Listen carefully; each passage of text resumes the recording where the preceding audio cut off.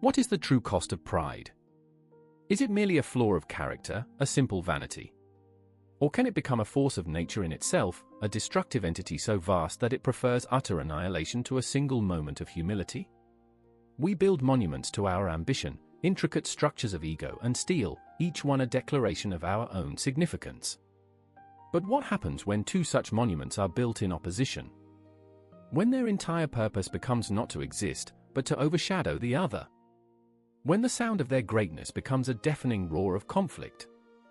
In the ensuing war of giants, we must ask, would we rather see our world crumble into silent dust than be saved by a whisper? In the valley town of Meridian, time was not kept, it was contested. At opposing ends of the town square stood two clock towers, not as civic adornments, but as fortresses in an endless war. In the eastern tower dwelled Master Kairo, a man who believed time should be sharp, decisive, a staccato series of perfect, crystalline moments. In the western tower resided Master Chronos, who held that time was a fluid, sweeping symphony, a grand and unbroken flow. They were the greatest horologists the world had ever known, and they hated each other with the burning passion of true rivals. Their battle was fought with bells. Each hour, Kairo's tower would release a cascade of bright, piercing chimes. A fraction of a second later, Chronos's tower would answer with a deep, resonant peal, designed to swallow Kairo's notes whole. The result was a constant, city-wide dissonance. The air itself seemed to vibrate with their mutual contempt. The townsfolk of Meridian lived in a state of perpetual auditory siege. Windows would rattle, sleep was a forgotten luxury, and conversations were punctuated by the jarring clang of their master's hubris. This was the status quo. Then, the escalation began. Kairo added a complex quarter-hour chime, a frantic, aggressive melody.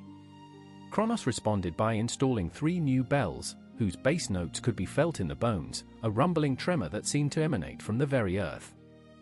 Their towers, once marvels, became weapons.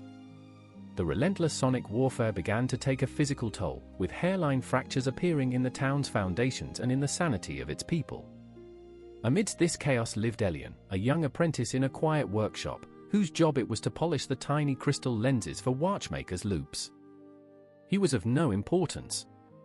But Elian possessed a rare gift. He did not hear the noise of the chimes, but the pained music beneath. He revered both Kairo and Chronos, seeing the fractured genius in their work. He felt not anger, but a profound sadness for the town and for the two masters, trapped in their fortress of pride. One day, while calibrating a set of tuning forks, he found it, a single, pure frequency. A note so fundamental, so mathematically perfect, that it existed as a harmonic overtone within both Kairo's sharpest bell and Chronos's deepest bronze. It was a bridge of sound. It was peace, rendered in physics.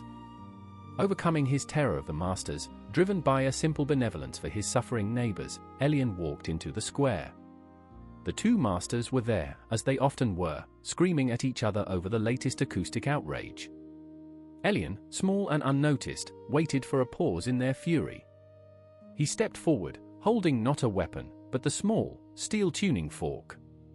"Masters," he began, his voice a tremor in the thunder of their presence. I have found a point of convergence. A unifying tone. Your arts need not clash. They could create a chord the world has never heard. He struck the tuning fork. A single, pure, impossibly sweet note hung in the air, a droplet of sanity in an ocean of madness. For a moment, there was silence. Kairo and Chronos stared, not at the fork, but at Elian. Their shared expression was not curiosity, but curdled disgust. "A chord?" Kairo sneered. "You think our life's work, our very souls, can be reconciled by a child's toy?" Chronos let out a humorless laugh. "We would rather our towers grind themselves into oblivion," he declared, his voice echoing Kairo's sentiment, a rare and terrible moment of agreement. "We would rather see Meridian crumble to dust than have our legacy harmonized by the presumption of an insect." With a flick of his wrist, Kairo slapped the tuning fork from Elian's hand. It clattered on the cobblestones, its pure note silenced. The two masters turned their backs on him and returned to their towers, their feud reignited with a vengeance. the dissonance grew worse than ever before, until one fateful afternoon, when a sympathetic resonance, a phenomenon Elian had unknowingly predicted, caused a catastrophic failure. With a shriek of shearing metal and a final, agonized groan, both towers collapsed, their magnificent gears and glorious bells crashing into the square, burying their masters in the ruin of their own pride. And in Meridian, for the first time in a generation, there was silence. Not the silence of peace, but the hollow, aching silence of utter desolation. The tale of Kairo and Chronos is not one of bronze gears, but of the inflexible architecture of the human ego. How often do we witness this dissonance in our own world? In boardrooms where rival executives would rather sink a company than concede a point to a subordinate. In political arenas where parties wage a war of attrition, preferring legislative gridlock and public suffering to the humiliation of bipartisan compromise. We become the twin horologists, deafened by the clamor of our own righteousness. The Elian in these scenarios, the simple, honest solution offered without pretense, is dismissed not because it is wrong, but because it is simple. Its very simplicity is an insult to the complexity of our manufactured conflict.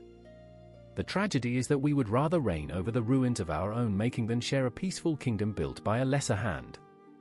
This fable holds a mirror to any conflict where preserving one's status becomes more important than achieving a positive outcome.